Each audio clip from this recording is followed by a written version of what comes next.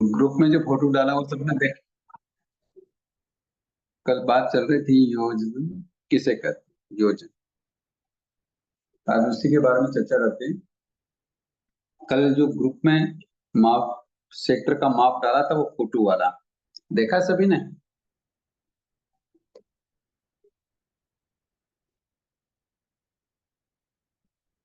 हम्म, सभी ने देखा। हाँ सर देख। हम्म, सबसे पहले माप शुरू करते हैं अपन यव से। 8 यव। 8 यव का मतलब कल बताया था वैसे, जैसे ये उंगली होती है,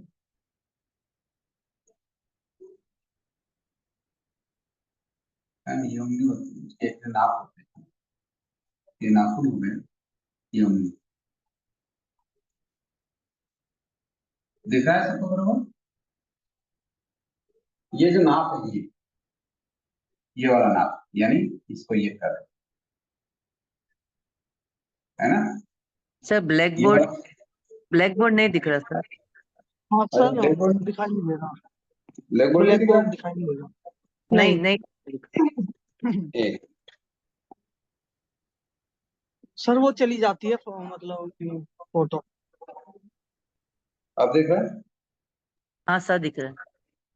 अब दिख रहा है। ओके।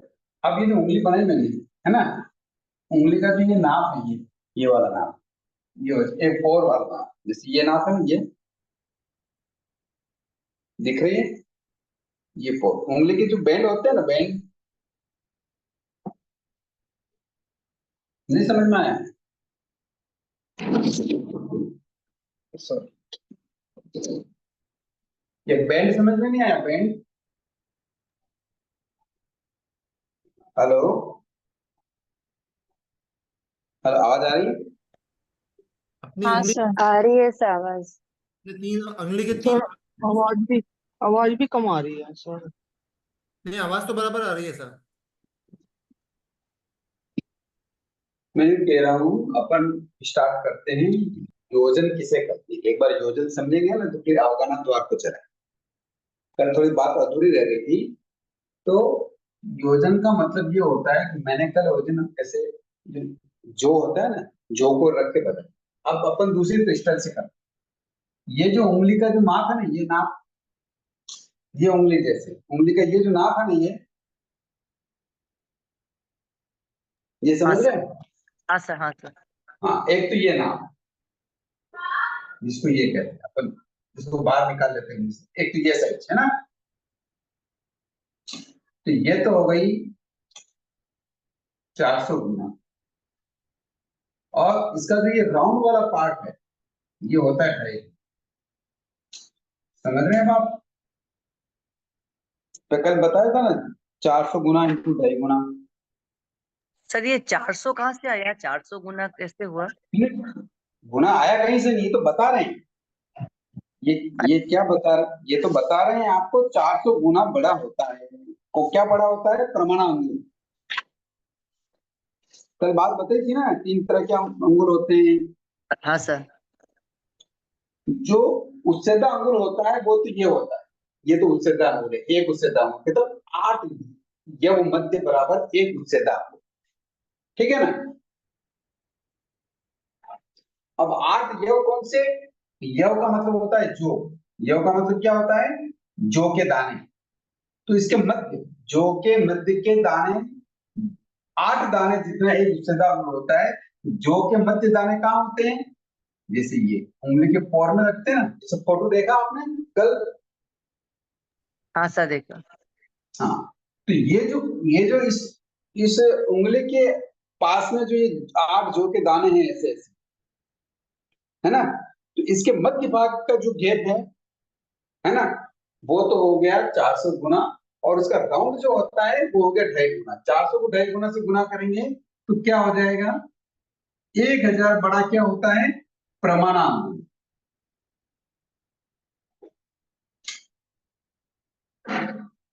ठीक है ना। अब उसकी बात बाद में करेंगे, ये बात 400 और 2.5 गुना बात समझ गए।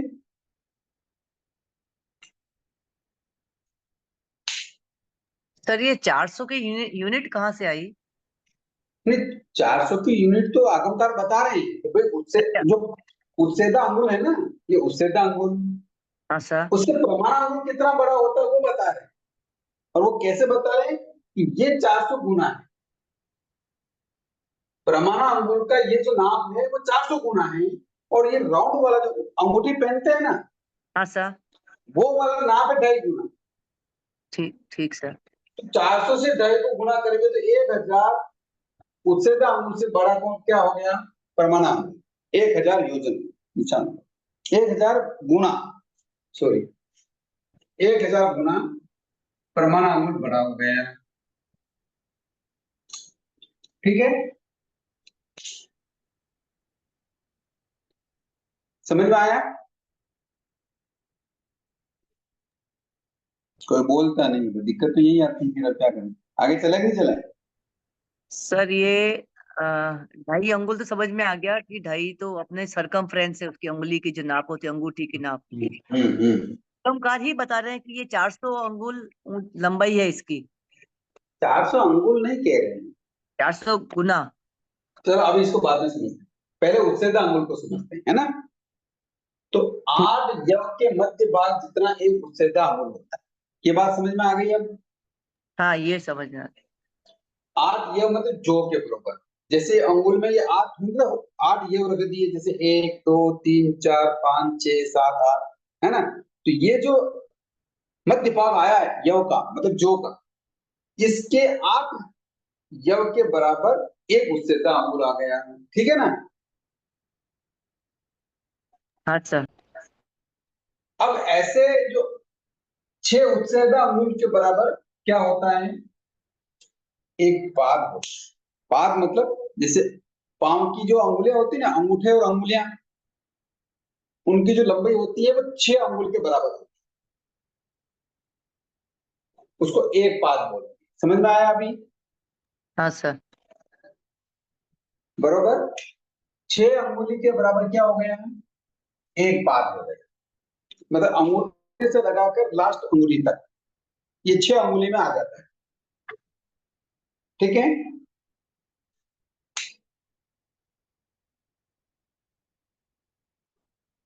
अब ऐसे दो पाद, यानी दोनों पैरों को मिला लेते हैं, दोनों पैरों को मिला लेते हैं, तो दो पाद के बराबर एक बेद, यानी 12 अंगुल। बेद समझ गए आप?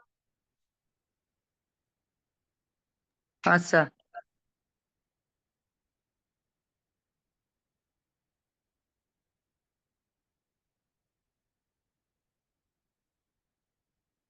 क्या समझे? बताओ, देंगे कौन बताएगा?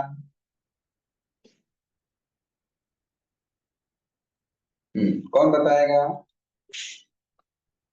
6 6 अंगुल के बराबर एक पाद होता है जिसमें अंगूठे से लेकर छोटी उंगली तक का नाप है वो। हाँ बिल्कुल, एक एक पाँव का। ओके। हाँ सर। ऐसे दो पाँव अगर मिल जाएंगे तो वो एक मैच होगा जो 12 अंगुल के बराबर है। 12 अंगुल के बराबर हो जाएगी। ठीक है ना? ये बात सीधी सीधी समझ में आएगा। एक पाँव 6 अंगुल का है तो दोनों पाँव मिलाएंगे तो 12 अंगुल का हो जाएगा। ठीक है ना? बिल्कुल। और 12 अंगुल को मिलाएंगे तो एक बेंत हो जाएगा। बेंत एक अपन बैच। ऐसे हाथ में मारते हैं ना, बेंत, हाँ बिल्कुल सर। बस वो एक बेंत हो जाएगा। इतना समझ में आ गया? आ गया सर। अगर ऐसे दो बेंत हो, मतलब ऐसे दो बेंत हो ऐसे, तो ऐसे दो बेंत का एक हाथ होता है। कहां तक होता है हाथ? कोहनी तक। ऐसे अगर दो बेंत हो जाए, मिल जाए, तो कोहनी तक, उंगली से लगाकर कोहनी तक एक हाथ होता है। समझ में आया? सबको आ रहा है? जी। समझ में आया? हाँ। कि दो बेंत जैसे दोनों हाथों के जो बेंत हैं दोनों, ये दोनों बेंत का एक हाथ होता है उंगली से लगाकर कोहनी तक। ठीक है? ऐसे अगर दो हाथ मिल जाए तो एक कुक्सी हो जाती है। कुक्सी का मतलब होता है छाती से लगा, जैसे छाती का आधा, छाती से लगाकर एक पूरा हाथ, ये क्या कहलाती है? एक कुक्सी कहलाती है। बीच छाती से लगाकर हाथ की उंगली तक, जैसे लंबा करते हैं ना हाथ, वैसे एक कुक्सी होती है। दो हाथ के बराबर एक कुक्सी। समझ में आया? अपन जो 1 मीटर नापते हैं उसी को मान लेना सर कुक्षी। हाँ मीटर देख लो, वो भी एक बात हो गई। देसी मतलब अगर एग्जांपल से देखना चाहे, समझना चाहें तो मीटर इतना ही होता है, ठीक है। हाँ सर। ऐसी दो कुक्सी मतलब हार्ट के बीच में से और हाथ वाला पैटर्न, ऐसे दो हो जाए तो क्या हो जाएगा? एक धनुष। क्या हो जाएगा? एक धनुष। मतलब ये पूरा दोनों हाथ को फैला दें तो क्या कहलाएगा? एक धनुष। समझ में आया? हाँ सर। ऐसे 2000 धनुष का एक कोष होता है। दोनों हाथों को फैलाकर पूरा नाप लेते हैं तो वो कहलाता है एक धनुष, और ऐसे 2000 धनुष का एक कोष होता है। समझ में आया अभी? हाँ सर। और ऐसे 4 कोष का एक योजन होता है। अब एक योजन का नाम समझ में आ गया? उससे अंगुल का। इसमें कोई दिक्कत आ रही है, कोई कठिनाई हो तो बताओ। नहीं सर, इसमें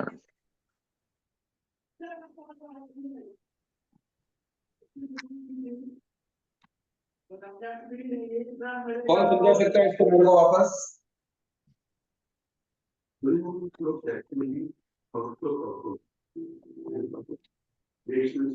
कौन समझाएगा? डॉक्टर साहब बताइए। अपन ने दो पाद को देखे थे जो 12 अंगुल के बराबर है, एक बैंत। नहीं, शुरू से बताइए। 8 यव से। 8 यव से। 8 यव मध्य को अपन एक उच्च अंगुल मानते हैं, और और उससे दांगुल मानते हैं। ओके, ठीक है। ऐसे 6 अंगुल के बराबर एक पाद मानते हैं। एक पाद मानते हैं। अपने एक पांव जो है वो अंगूठे अंगूठे से लगाकर उंगली तक 6 अंगुल के बराबर होता है। ओके। ऐसे दो अब पाद एक बैंत के बराबर 12 अंगुल दोनों होंगे। पांव को मिला लें तो एक बेंत जितना हो जाता है। बिल्कुल, बहुत बढ़िया है। यानी 12 अंगुल के बराबर होता फिर है। दो बैंत का एक हाथ हो जाएगा, हाँ, कोहनी उंगली से कोहनी लगाकर कोहनी तक। कोहनी से लेके अंगुल तक का। हाँ, फिर ओके। हाथ की एक उक्शी हो जाएगी। 2 हाथ की एक उंगली, यानी छाती के बीच में से लगाकर हाथ लंबा करेंगे तो उंगली तक एक उंगली ऐसे हो जाएगी। ओके। दो उक्शी का ऐसे दो, एक ऐसे दोनों उंगली यानी दोनों हाथ फैला दें तो क्या हो जाएगा? एक धनुष। एक धनुष हो जाएगा, ठीक है ना? हाँ सर। आगे। फिर 2000 धनुष को लेंगे तो वो एक कोस होगा। कोष हो जाएगा। हाँ, और ऐसे 4 कोस एक योजन के बराबर होता है। 4 कोष एक योजन के बराबर होता है। अब बात समझ में आई कुछ? हाँ कल थोड़ा उलझ गए थे अपन, किसी को समझ में आया, किसी को नहीं आएगा। आज ये बात क्लियर हो गई तो किसी को डाउट है?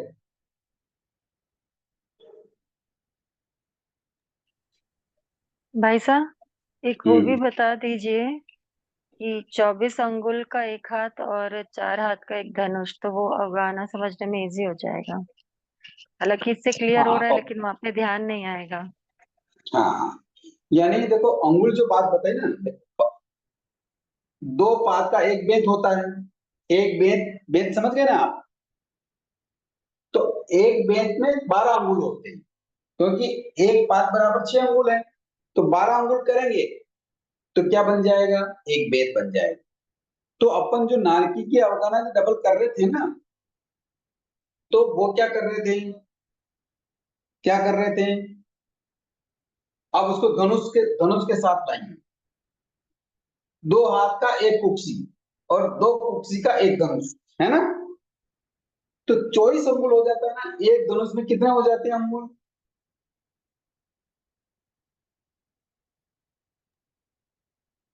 एक धनुष में 4 हाथ।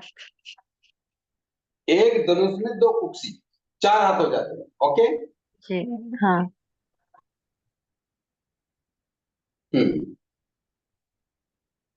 तो कितने अंगुल हो जाएंगे? 120 अंगुल हो जाएंगे। 120? पूरे धनुष की बात करें ना आप? हाँ, हाँ। कितना होंगे? 1 बेद, 2 बेद, 3 बेद, 4 बेद, 4 बेद इंटू 24, 96, 192 होते हैं। एक बेच में 12 अंगुल, 12 है अंगुल, ना? 12 में 12 12 24 24, अंगुल का एक हाथ। 24 96 होते हैं सर। हाँ बिल्कुल ठीक है। एक मिनट, है ना? आपने जो डबल हो रहे हैं ना, कैसे अपन बात करी थी, किसकी बात करी थी? नारकी की। कल नारकी की बात बता दी थी ना। तो नारकी की अवगणना कितनी है? पहली नारकी की अवगणना कितनी बताई? पौने पौने 8 8 धनुष 6 धनुष अंगुल, 6 अंगुल। है ना? कितनी बताई? पौने 8 धनुष 6 अंगुल। 6 अंगुल। तो हाँ, अब पहली नारकी की अवगणना है पौने 8 धनुष, है ना? 7/3/4 बराबर 6 अंगुल। ओके। अब इसकी डबल होगी दूसरी नारकी, कितनी होगी?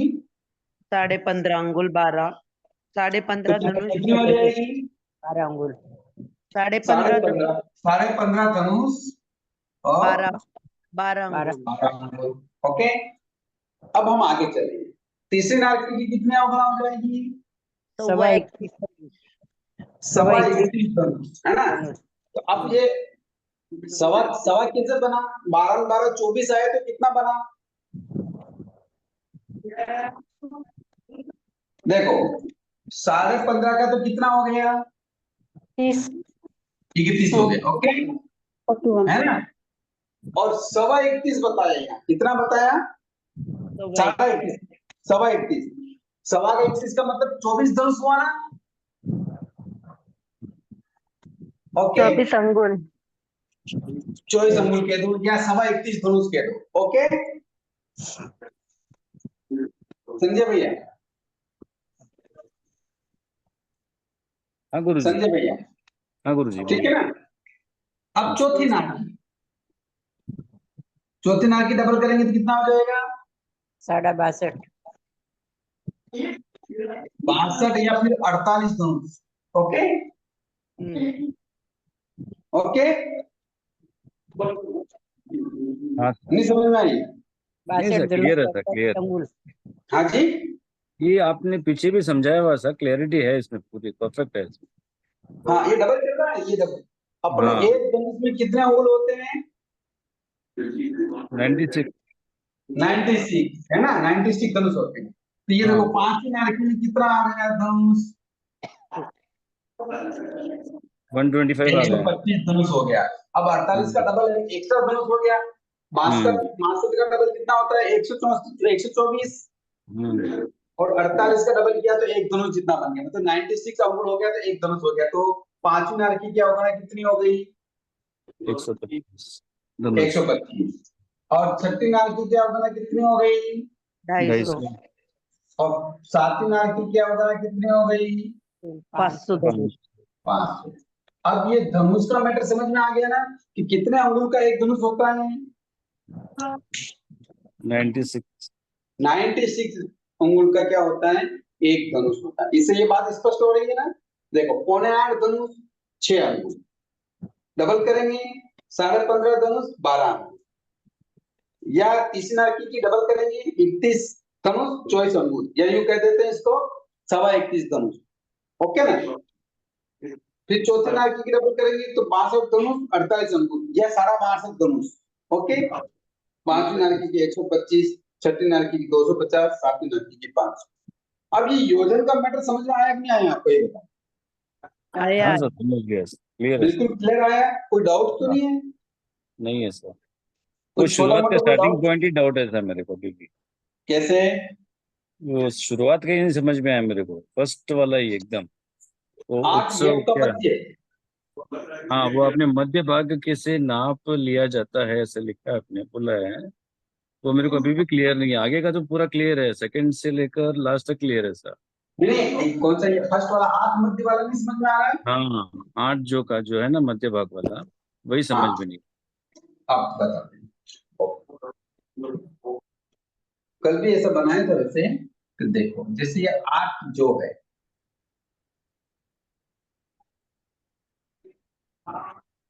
नहीं गुरुजी, 8 जो का हाइट तो सेम ही सेम होता है, तो फिर हाँ, बीच बीच का हिस्सा क्यों लेना है? तो आप पूरा बस विस्तार लिए तो बीच हाइट बीच सेम का ही हिस्सा, होगी। आगम कारण बीच का हिस्सा ही माप बनाया है, कॉर्नर नाप क्या नहीं कारण, बनाया।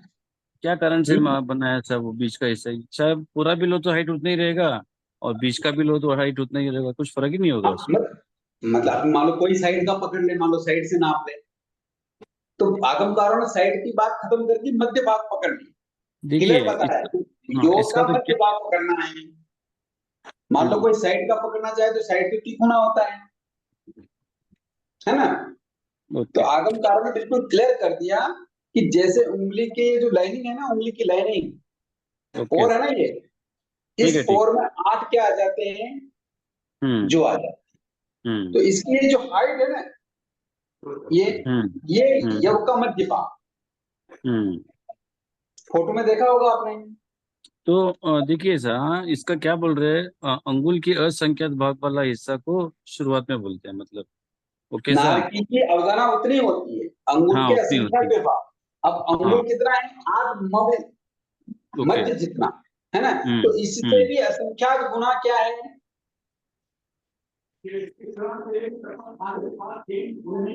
जगह अवगना कितनी है, अंगुल के असंख्यात विभाग, अंगुल कितना हाँ, है, 8 यव मध्य जितना।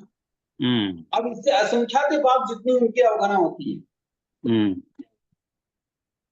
ओके अब सर, समझ में आया। ठीक है सर, हाँ नहीं, बिल्कुल थोड़ा कोई भी डाउट हो तो इसको क्लियर करते हैं। क्लियर है गुरु जी।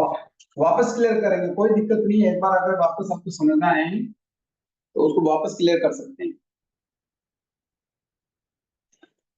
यव का मतलब इससे भी और छोटी इकाई होती है, वो उसकी बात नहीं की अभी हमने, इसमें भी आगे करेंगे तो 5-7 बातें और आगे आ जाएंगी। 8 यव से भी आगे 5-7 तरह की बातें होती है, किंतु वो तो केवल काल्पनिक है। ये जो 8 यव है ना, ये मध्य का भाग से एक उत्तरदा अंगुल के बाद शुरू करिए।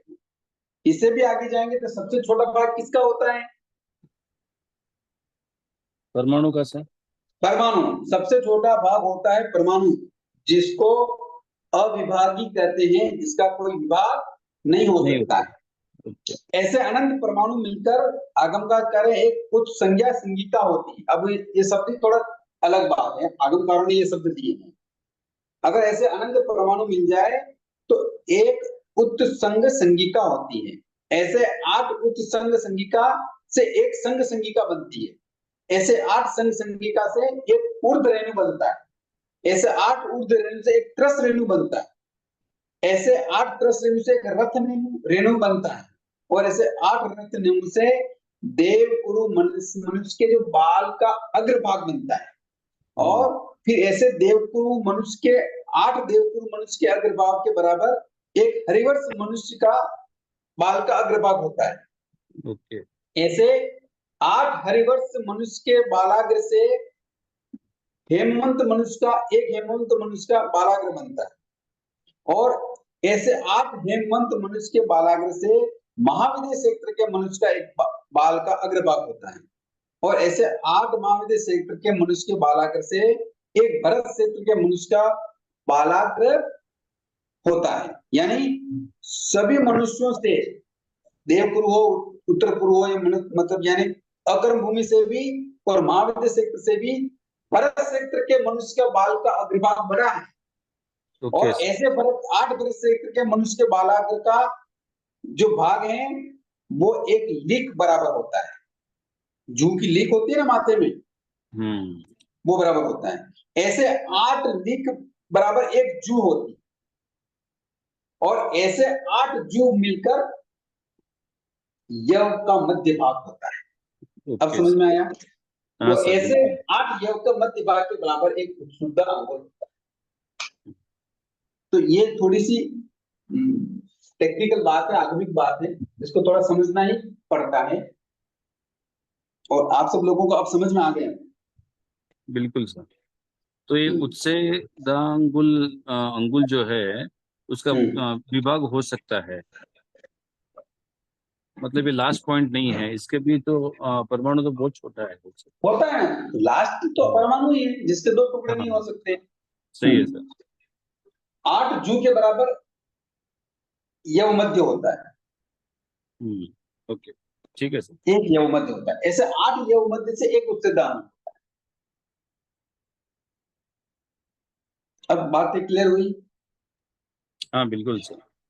हाँ, तो ये नारकी के जीवों की जो अवधारणा बताई, हाइट बताई, वो बताई अपन ने अंगुल में, और अंगुल को समझने के लिए हम ये योजन और धनुष की बात तक हम आ गए थे। तो नारकी के पहले नारकी की जो अवधारणा है वो 8.25 धनुष 6 अंगुल, दूसरी की 15.5 धनुष 12, तीसरी की 31 धनुष 24 अंगुल, चौथी की 62 धनुष 48 अंगुल, और पांचवी की 125 धनुष, छठी की 250 धनुष, सातवीं की 500। बात क्लियर हो गई? अब कोई प्रश्न हो तो कर ले।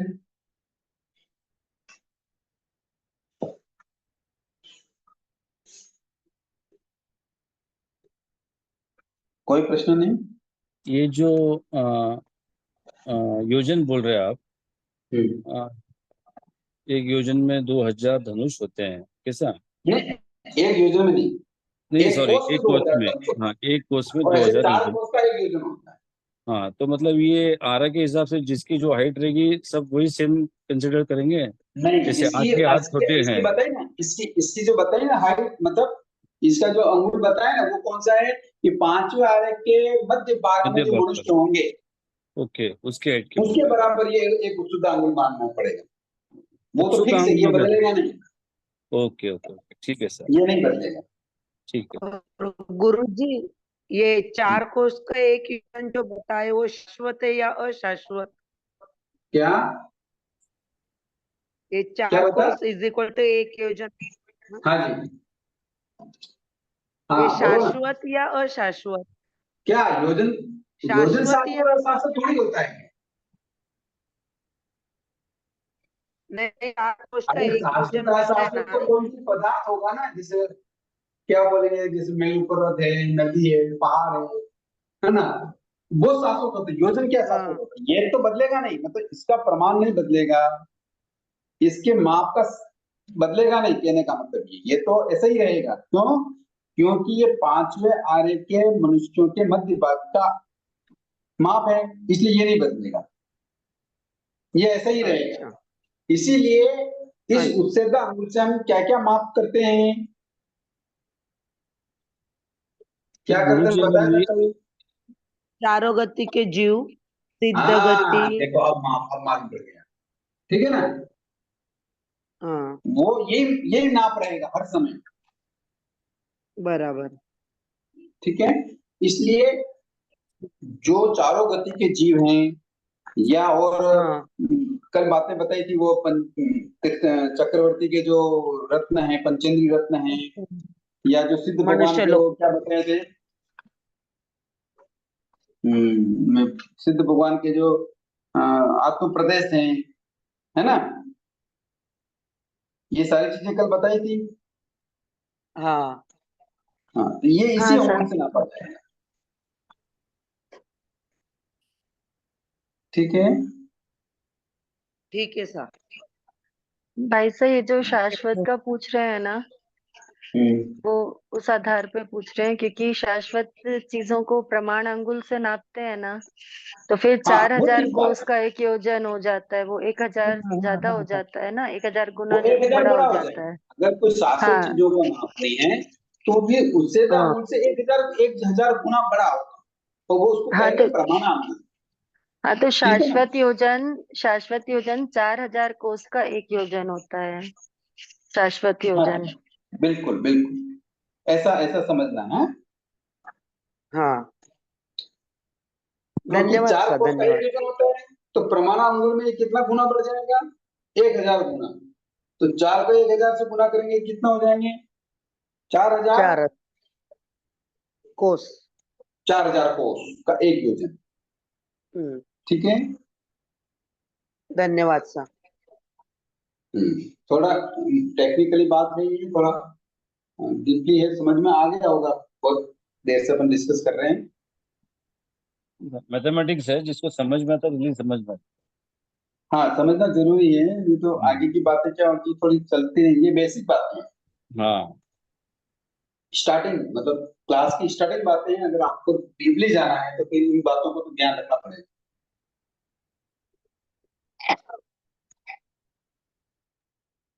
कोई प्रश्न तो पूछिए सर, तो क्लियर होगा सबको, नहीं तो आगे फिर दिक्कत होगी आपको पढ़ने के लिए।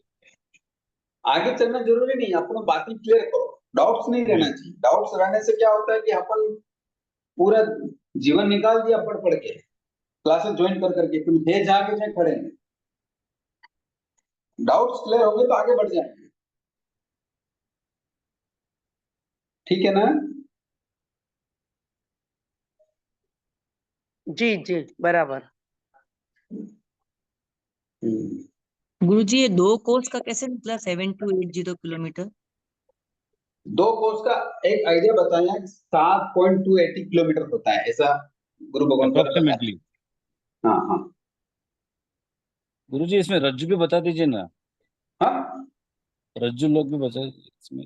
रज्जू रज्जू, हाँ रज्जू भी बता देंगे। रज्जू बता भाई देंगे। साहब वहाँ पे 7 पॉइंट लगा दीजिए ना, पॉइंट नहीं दिख रहा है। पॉइंट नहीं लगाएंगे, पॉइंट लगा के थोड़ा पॉइंट। वो दिख नहीं रहा है पॉइंट। 7280 किलोमीटर दिख रहा है वो। नहीं, पॉइंट पॉइंट अब दिखा है। हाँ सर।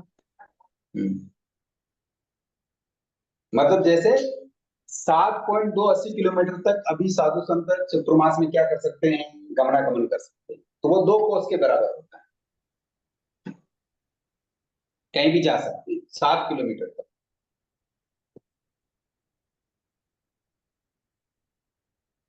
या 7 किलोमीटर से पानी। आगे कोई भी साधु आहार नहीं ले जा सकते, पानी नहीं ले जा सकते, आर पानी। आहार पानी नहीं ले जा सकते।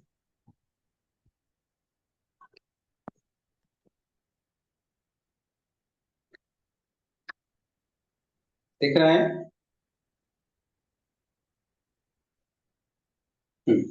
अब कोई प्रश्न हो तो कर लीजिए इसमें से, फिर वैसा आप कह रहे हैं कि भाई रज्जु समझा लीजिए, वो भी बात करते हैं, वो भी समझाते हैं।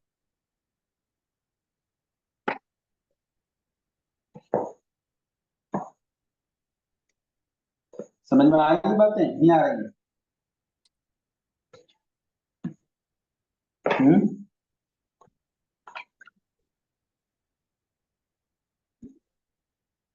बातें समझ में आ रही है क्या?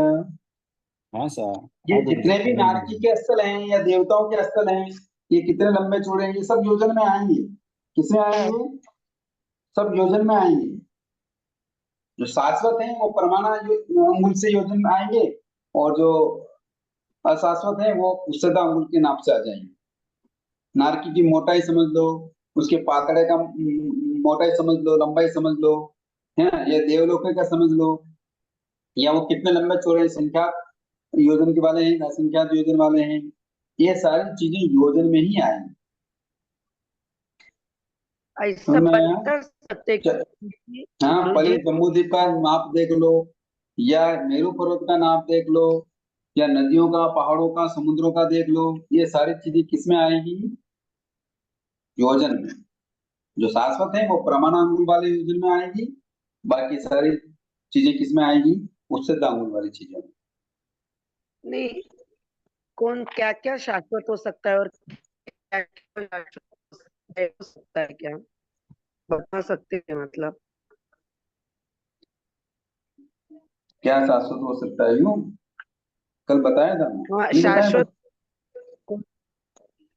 शाश्वत कौन सी चीजें और अशाश्वत कौन सी चीजें हो सकती है? वही सर। कौन सी चीजें शाश्वत है? वो जो उच्छेद अंगुल से जो बताई वो सभी शाश्वत है ना? नहीं नहीं, उच्चता अंगुल से बताइए वो शाश्वत की तरह, वो तो जीवों की अवगाने के बारे में बताइए। अशोक वो वृक्ष बताया था अशाश्वत है। 1000 गुना बड़ा जो होता है वो क्या होता है? वो परमाणु अंगुल से होता है, वो शाश्वत चीजें नापी जाती है। नहीं, मेरा वो मतलब ये बोलना था कि शाश्वत चीजें कौन सी हो हाँ, सकती है शाश्वत और चीजें बता दे, तो कल बताया था। वैसे देखो, 8 प्रवृत्तियां, पृथ्वियां है ना, पहली नारकी, हाँ दूसरी नारकी, तीसरी, चौथी, पांचवी, छठी, सातवीं नारकी और सिद्ध शिला, ये शाश्वत है। हाँ अच्छा देव विमान शाश्वत है। नारकी के जो प्रत्र वगैरह हैं, आतले हाँ। पातले हैं वो सब क्या है, शाश्वत है। देवों के जो विमान है ये सब शाश्वत है। चक्रवर्तियों की जो नीतियां हैं वो शाश्वत हैं, है ना। अच्छा। छह खंड का जो साइज है, कौन कौन से छह खंड होते हैं वो भी फिक्स है। वो भी नाप बरोबर फिक्स है, उससे आगे पीछे नहीं होता है, वो भी शाश्वत है। अवधि ज्ञान का विशेष सूत्र भी शाश्वत है, उससे ज्यादा और नहीं देख सकते आप। अच्छा। ऐसे नदियां हैं, समुद्र हैं, पर्वत हैं, श्रेणियां हैं, ये सब शाश्वत है। हमने कैसा मतलब सूर्यमंडल भी शाश्वत है। सूर्य कितने मंडल में चक्कर लगाता है वो भी शाश्वत है, वो भी आगे पीछे चक्कर नहीं लगाता है। अच्छा। तो ऐसे सारी चीजें क्या है, शाश्वत। वो पहचानने की कुछ ये है क्या क्या कि शाश्वत है या अशाश्वत है, ऐसा पहचानना कुछ? नहीं, अब 8 पृथ्वियां हैं, 8 पृथ्वियों का माप बदलता नहीं है, वो शाश्वत है। मतलब भूत में भी वैसी थी, भविष्य में भी वैसी रहेगी, वर्तमान में भी ऐसी ही है। जो अच्छा। चीज बदलती नहीं है उसको बोलते हैं शाश्वत। अच्छा। हम्म ते- जी धन्यवाद सर। हम्म जैसे मान लो सूर्य चक्कर लगाता है, तो हर समय कैसे चक्कर लगाएगा वो, उसका नाप बरोबर फिक्स है। अनंत अच्छा, काल तक वैसे ही चक्कर लगा रहा है, अनंत काल तक वैसा ही चक्कर लगाएगा। उसका नाप बराबर है तो फिर दिन रात कम ज्यादा कैसे हो सकता है घंटों का? हम्म वो अलग विषय सब, बहुत लंबा चौड़ा विषय। अरे अभी वो बहुत डीपली चले गए यार। हम्म चक्कर तो वो वैसे ही लगा रहा, तो उसके बहुत सारे ग्रह नक्षत्र आते हैं, राहु आते हैं, इसलिए वो ऐसा होता है। अच्छा। हम्म मतलब जैसा आप बता रहे हैं ना, भी कम ज्यादा कैसे होते हैं, है ना। हाँ हाँ तो हाँ हर साल कम ज्यादा होते नहीं होते हैं, हाँ हर साल भी तो वैसे ही होते हैं। हाँ। बस तो वो शाश्वत है, इसीलिए हर साल ऐसे होते हैं। कि भी अभी अच्छा, मान लो नवंबर दिसंबर आएगा तो रात्रि हाँ, कितने घंटों की हो जाएगी। बराबर। वो कम ज्यादा मतलब वो फिक्स रहता है कि नवंबर में ये रात सब कम। फिक्स है, वो अच्छा, कम ज्यादा होना भी, ये सब फिक्स है, शाश्वत। धन्यवाद सर, चलेगा। चलेगा नहीं, समझिए, चलेगा कैसे। हाँ हाँ, मतलब चलेगा नहीं बोलना। ध्यान में आ गया। हम्म और कोई ये विषय। नहीं, धन्यवाद सर।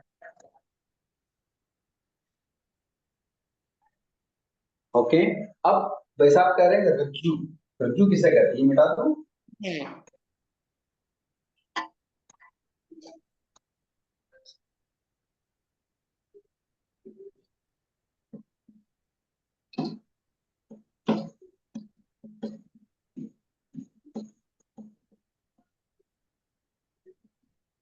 रज्जु का नाम देखिए।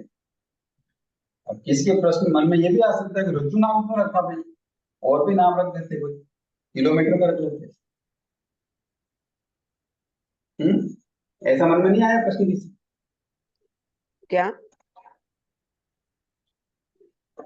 अभी जो रज्जु का नाम बता रहे हैं ना, तो नाम उसका रज्जु क्यों लगा, किलोमीटर में रख लेते हैं। वो शाश्वत है ना सर, अजीब लोग सर। नहीं नहीं, शाश्वत है तो क्या होगा, इसका जवाब तो ये नहीं है। किलोमीटर से आपने बता दिया ना, दो 7.2। इसी किलोमीटर में रज्जु का नाप भी, मतलब वो नाप भी बता देते हैं, रज्जु किसे हाँ कहते हैं। कर रज्जु, सकते हैं ना सर, उससे रज्जु भी। को नापने का मतलब है लोक को नापना। हम्म लोक की लंबाई चौड़ाई नापने के लिए रज्जु को शब्द का प्रयोग करके नया एक माप दिया। एक्चुअली क्या है, किलोमीटर में वो चीजें नहीं नापी जा सकती, क्योंकि ये काल्पनिक है। ये रज्जु का नाप क्या है, काल्पनिक है। और किलोमीटर का नाप तो काल्पनिक नहीं है ना, ये तो आ गया ना, दो कोस में कितना किलोमीटर होता है ना। तो रज्जु का नाप तो काल्पनिक है। काल्पनिक कैसे है कि असंख्यात कोड़ा कोड़ी योजन का एक रज्जु होता है। कितने हैं? असंख्यात, असंख्यात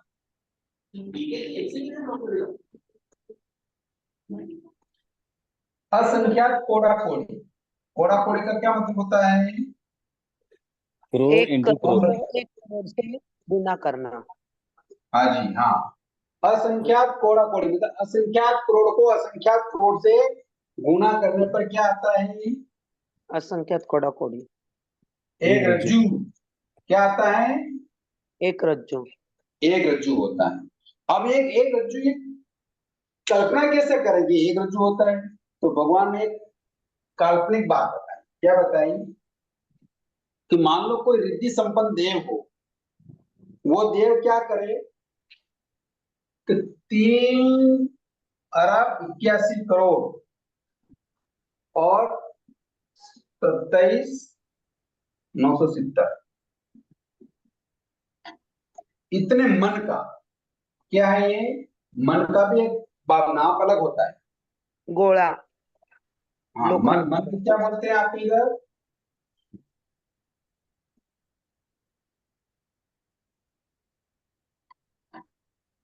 कोई देव। करोड़। 3,81,27,97 2,797 इतने मन के वजन को क्या बोलते हैं? इतने मन के वजन को क्या बोलते हैं? भार। क्या बोलते हैं? क्या बोलते हैं? आगमकार इसको भार बोलते हैं। क्या बोलते हैं? भार। संदीप भैया। हाँ सर, भार। ओके। यानी असंख्यात कोड़ा कोड़ी का एक रज्जु होता है। वो असंख्यात कोड़ा कोड़ी कैसे बन रहा है कि 3,81,02,797 मन का एक भार होता है। क्या होता है? गुरुजी आपने पहले 3 अरब बताया था। हाँ, 3 करोड़ 3 या अरब 3 3 करोड़। Okay okay sir. ठीक है। 3,81,02,797 ठीक है। हाँ इतने सर। मन का एक भार। हाँ नहीं बोला। मैं गलती कर गया हूँ। एक मिनट। ओके। हाँ ठीक है। 3,81,27,970 मन का एक क्या होता है? भार होता है। भार। भार होता है। इसको भार कहें। हम्म। ऐसा 1,000 भार के लोहे का गोला, ऐसा 1,000 भार वाले लोहे का गोला मान लो होता है, लेकर एक मिनट, लोहे का गोला समझ गए? हाँ, चेंडू जैसा। वो गोला फेंक, कभी वो ओलंपिक में फेंकते हैं ना। हाँ। तो 3,81,27,970 मन का एक भार होता है। ऐसा 1,000 भार का एक लोहे का कोई गोला हो, और उस लोहे को गोले को कोई देवता, रिद्धि संपन्न देवता ऊपर से नीचे फेंके। कहां फेंके? ऊपर से ऊपर से नीचे। नीचे। अगर वो ऊपर से नीचे फेंकता हुआ 6 महीना, समझ रहे हैं आप? देखना, ध्यान रखना, 6 महीना 6 दिन और 6 घड़ी और क्या लिखा? 6 घड़ी 6 पल।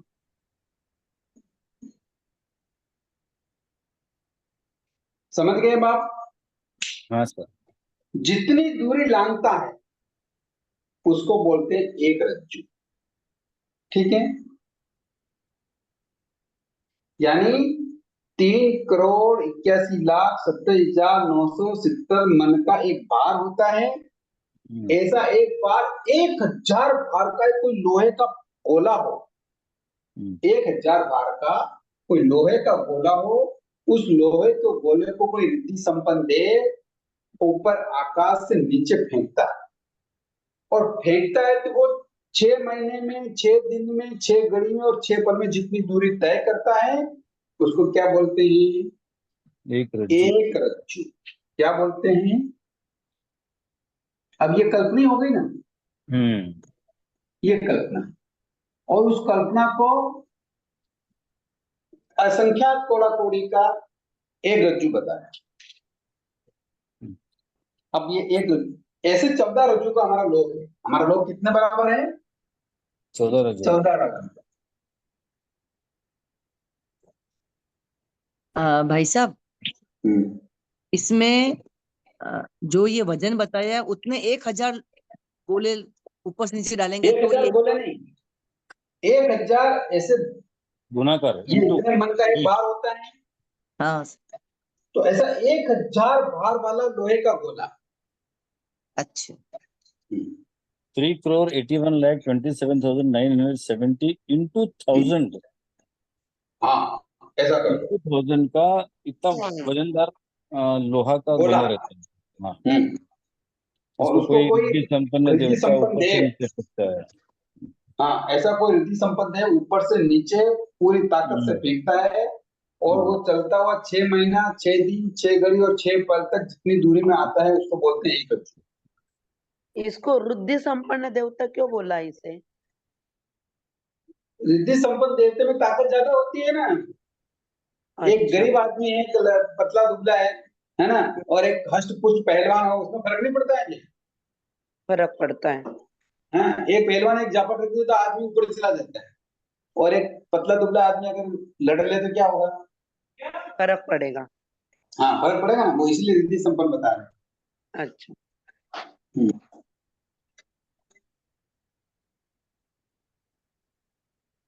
ठीक है, रज्जू का है। समझ में आया? हाँ।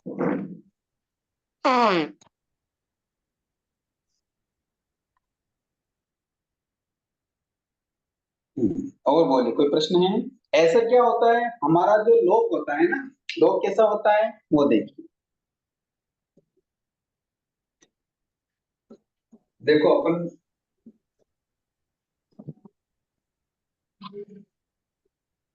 देखो लोक कैसा होता है।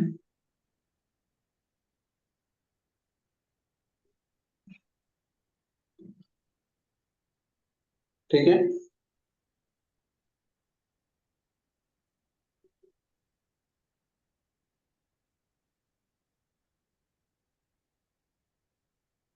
ठीक है, नीचे वाला पार्ट बड़ा होता है वैसे।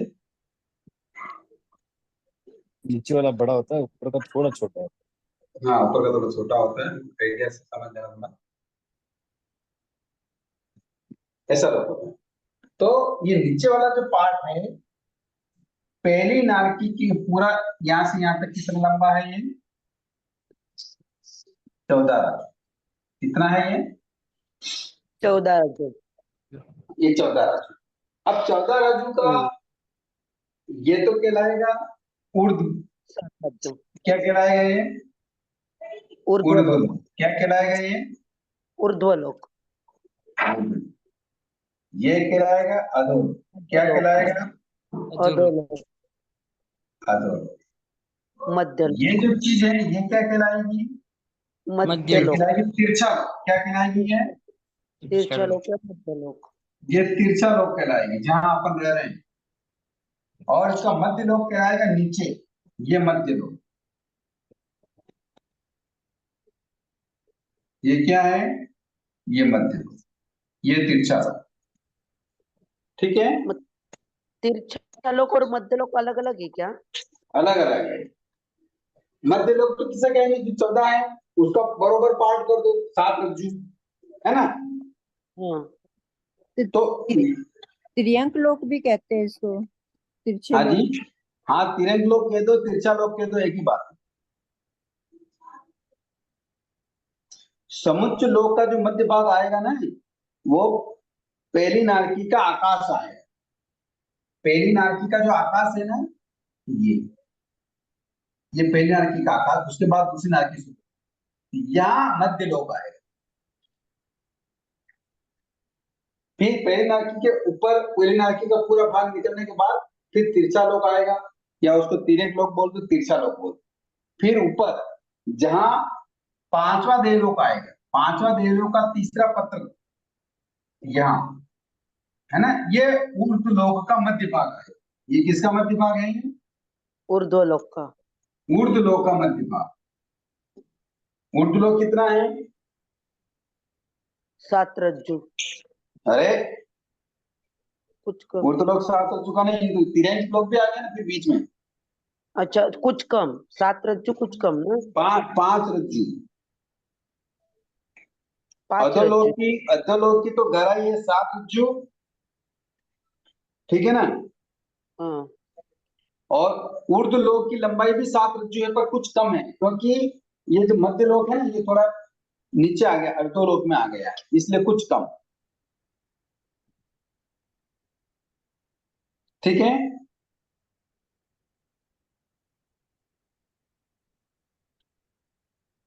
तो इस प्रकार ये रज्जु का नाप होता है,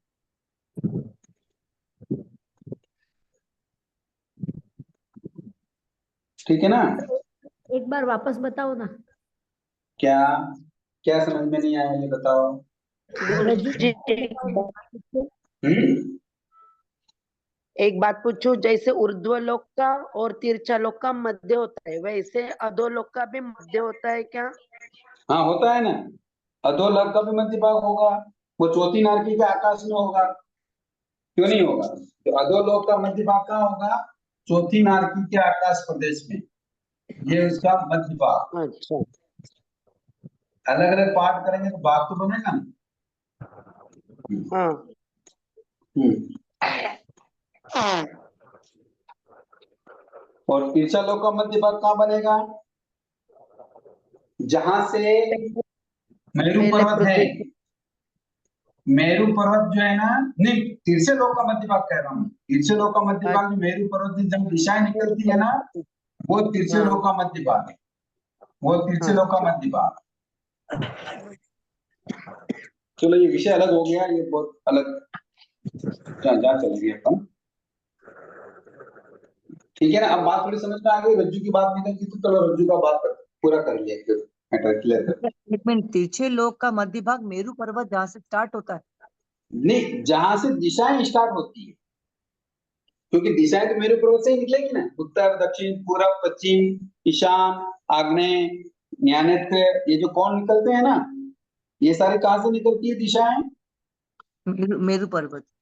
हाँ, तो मेरू पर्वत से जहाँ दिशाएं निकलती है वहां उसका तिरछालोक का मध्य भाग है।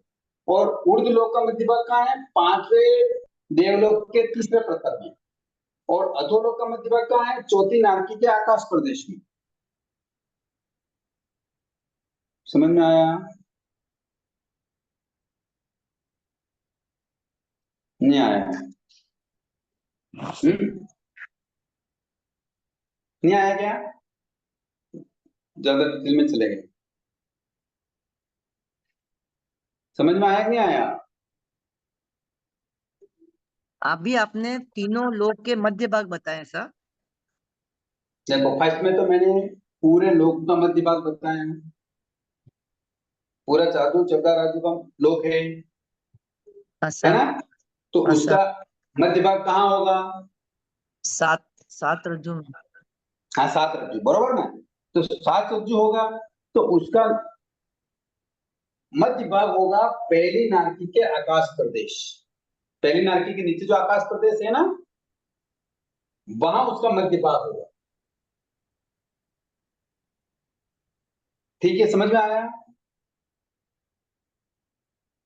ये नहीं आया। पहली नारकी की छत होगी या पहली नारकी का आकाश प्रदेश होंगे। पहली नारकी की तो छत है ही नहीं, पहली नारकी के ऊपर तो अपन रह रहे हैं, वहां आकाश प्रदेश कहाँ है।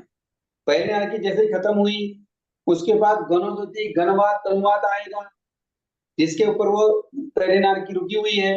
उसके बाद फिर आकाश प्रदेश आए, फिर दूसरी नारकी शुरू होगी। तो पहली नारकी और दूसरी नारकी के बीच में जो आकाश प्रदेश है, पूरे लोक का मध्य भाग वहां है, ठीक है।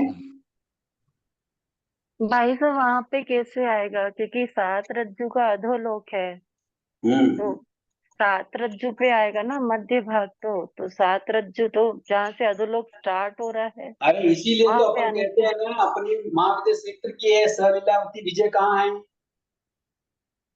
वो तो वो नीचे। अधोलोक में है कि नहीं है। हाँ अधोलोक तो में है अधोलोक में वो। कैसे आई, वो तो आई है, नीचे गई हुई है वो हम्म नदियों के बाद में, वो नहीं बात है, वो लेकिन अधोलोक अभी में ही है ना, वो कर रहे हैं नारकी के ऊपर ही है। ना। आप बोलिए क्या। अपन मतलब ये 14 रज्जु का लोक का मध्य भाग जो होगा वो 7 रज्जु में आएगा, ठीक है। तो 7 रज्जु का तो अधोलोक पूरा 7 रज्जु का है, तो जहां से अधोलोक स्टार्ट हो रहा है वहां पे आना चाहिए वो, तो मध्य भाग जो है वो। देखो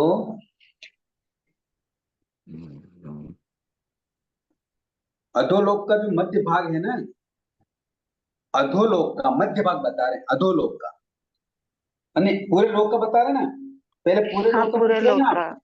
हाँ पूरे पूरे लोक लोक का। वो पूरे लोक का जो मध्य भाग है, वो पूरे संपूर्ण लोक का मध्य भाग आ रहा है पहली नारकी का आकाश। हाँ पूछा हम लोगों ने, आकाश अगर आएगा ना। पहली नारकी का आकाश का मतलब पहली नारकी के ऊपर का आकाश। हाँ हाँ हाँ वही कह रही ओके हूँ ओके, बस। नीचे का आकाश नहीं, ऊपर का आकाश। ओके ओके,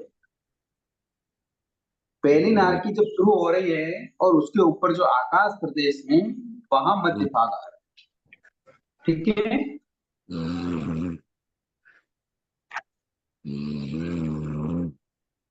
ठीक है ना अच्छा, रुचि जी? हाँ सर सही है। पर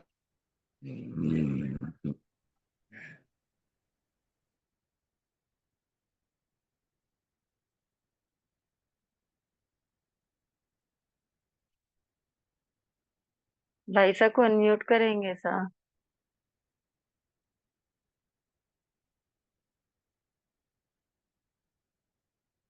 मनोज भैया भाई साहब को अनम्यूट करेंगे। कर दिया। पहली नारकी के ऊपर जो आकाश प्रदेश है, आकाश है, वो पूरे लोक का मध्य भाग, और अधोभाग 7 रज्जु का है, और ऊर्ध्व लोक भी 7 रज्जु का है, थोड़ा कम, कुछ कम। हम्म, ठीक 900 है, समझ योजन में का आया इस बात? तिरछा लोक आ जाता है इसलिए। हाँ, 1800 योजन का तिरछा लोक आ जाता है इसलिए। ओके, और बोलिए।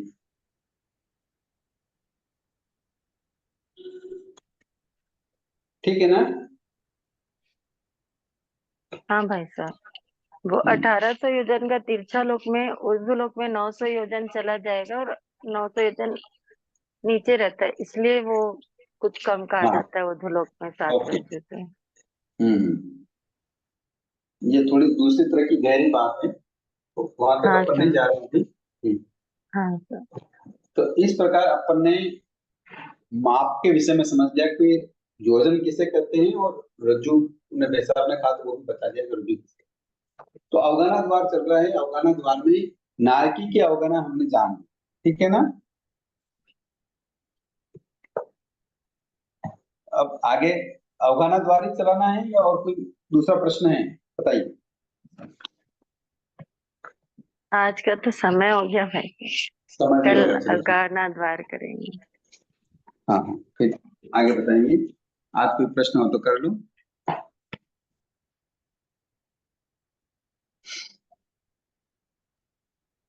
आपके साथ है, आप खड़े खड़े पूरी देर हम लोगों को समझाते रहते हैं। ठीक है।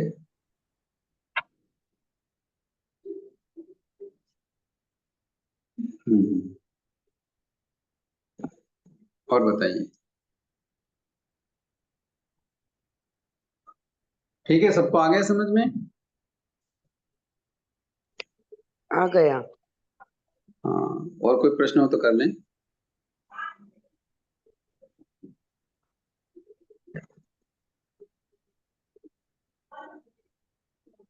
कोई प्रश्न नहीं?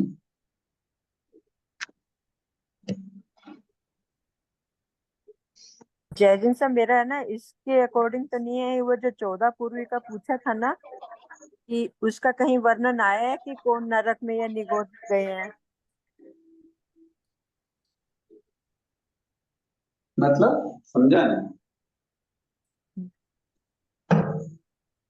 जी मतलब 14 पूर्व वाला कौन निगोद में गया, ऐसा नाम? हाँ, मतलब जैसे 14 पूर्वी का जो कहते हैं ना कि वैक्रेश्वरी बना के वो, मतलब अगर उसकी प्रायश्चित नहीं करते तो वो मतलब सीधा या निगोद या फिर नरक में जाते हैं, तो ऐसा कोई है नाम? ऐसा कोई नाम तो ध्यान में नहीं है। और एक क्वेश्चन ये है, जैसे तीर्थंकर वो चक्रवर्ती होते हैं, अगर दीक्षा ले लेते हैं तो वो सीधा मोक्ष में जाते हैं, अगर वो जरूरी दीक्षा नहीं, नहीं लेते तो वो जरूरी नहीं। हाँ जी। चक्रवर्ती दीक्षा ले ले तो मोक्ष में जाएंगे, जरूरी नहीं, देवलोक में भी जा सकते हैं। हाँ तो मतलब और नहीं तो नरक में जाते हैं, तो ऐसा कोई नाम हाँ, है उनका, जैसे कोई है ना, उसका तो नाम है, ब्रह्मदत्त चक्रवर्ती है। ब्रह्मदत्त शंभु चक्रवर्ती शंभु, शुभम हाँ, चक्रवर्ती। शुभम, हाँ, वो शुभम चक्रवर्ती है। नहीं, वो ये तो नरक में नरक है। में गए हैं, भी जो मोक्ष में गए हो। ये बाकी सब मोक्ष में गए, हाँ जी। बाकी सब मोक्ष में गए। कितने चक्रवर्ती हुए हैं? 12। 12 चक्रवर्ती हैं। 2 नरक में और 10 मोक्ष में।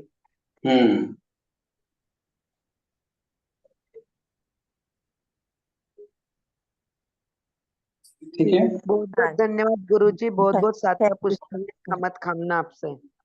थैंक यू सर, बहुत बहुत धन्यवाद आपका। जय जिनेन्द्र। धन्यवाद।